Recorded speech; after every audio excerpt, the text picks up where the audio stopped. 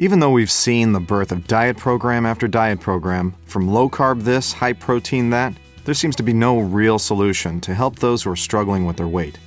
Today there are over 1 billion overweight adults worldwide.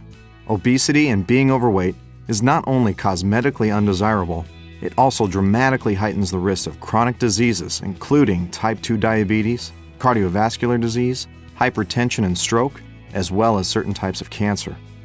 So why has the problem of obesity become an epidemic? The more we modernize our lives, the more we resort to quick fixes such as fast food, and the more weight we gain.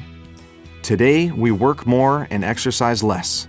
We motorize our lives to get from point A to point B rather than walk. Modern day life just got too fast. So in a world of quick fixes, how do we fix the obesity epidemic? Well, that's simple, diet and exercise.